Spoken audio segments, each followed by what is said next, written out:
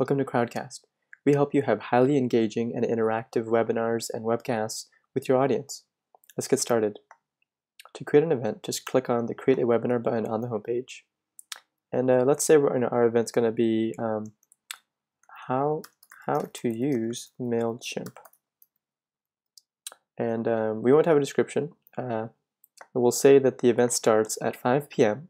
today. We'll keep it public. We can also make it unlisted, which means that the only way to find the event is if you have the URL, just like a YouTube video. We'll require registration, and we won't charge for this event, but if you wanted to, you could. Let's create the event. Let's sign in this case with Facebook. And just like that, your event is ready. Now you'll notice that you already have a URL that you can share on your website, on your blog, in your newsletter. And this link will bring you your viewers to the event to register or to watch the live event or to watch the replay. Now in Crowdcast, there's a couple of ways to interact. We'll go through those, but for now, let's actually share this link with one of my friends who's going to join me.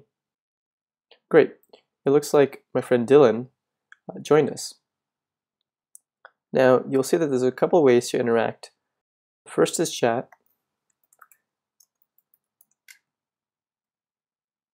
Now, using the chat, your viewers can interact with each other way before the event even starts.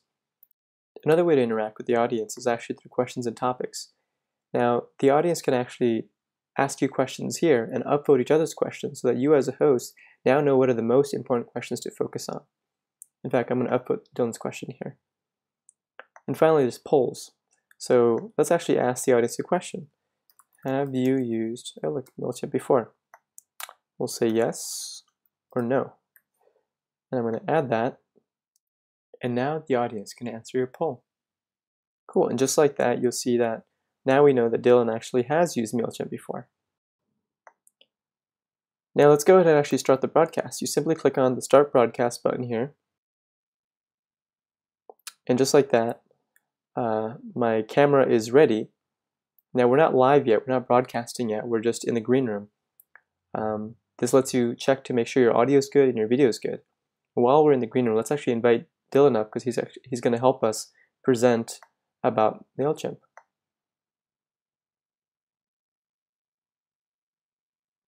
Hey, what's up, Sai? Hey, Dylan. So Dylan's going to be giving us a demonstration or sharing some slides around MailChimp. So Dylan, do you have anything you want to share? All right. So today we're talking about MailChimp, and yeah, a lot of our customers of Crowdcast are also users of MailChimp. I think most people know what it is, but in case you don't, it's a way to manage email lists and collect subscribers for newsletters. Cool. So before Dylan, you go on, let's actually go live. So I'm going to hit the Go Live button. Now this will actually start broadcasting us to the audience. I'm going to click on Yes, Let's Go. And now we're live. So Dylan, what would you like to tell us about MailChimp today? All right. Well, I'm going to go ahead and just I see we have a question. And do you want to go ahead and focus my screen, Sai? Yeah, for sure. Cool. So now everyone can see my screen. This is just the landing page going through the features.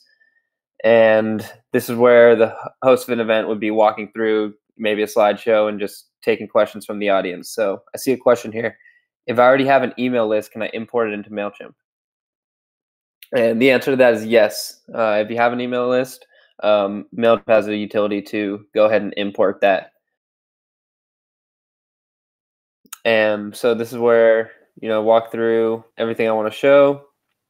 And then when I'm done, I can go ahead and I can stop screen sharing and now jump back into the conversation. Cool. Me as a host, I can actually control who's focused, as well as who's on stage, and I can control the audio and video as well. So we're basically at the end of this this MailChimp presentation. So I'm gonna say goodbye to Dylan. Thank you for helping me out. Yep, thanks, Sai. All right, so I'm gonna click on the X to remove Dylan. Now I'm gonna click on Stop Broadcast. And just like that, the recording is now available. So anyone who shows up late can actually just click on the play button and rewatch the event, or if they want to, they can actually scroll to the questions that we answered and click on View Answer and jump right to that moment in the video where we answer that question.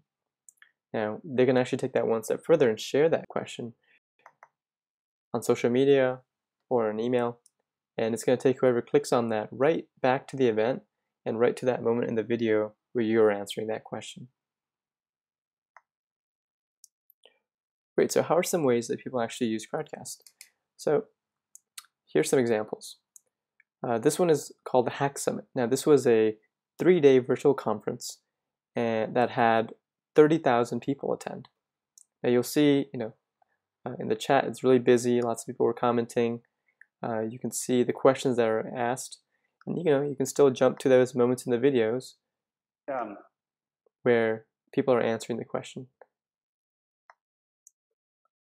Another way to use Crowdcast is for just Q&As and Hangouts. Here's Patreon using it to engage with their audience. In this case, they had about 1,300 people show up.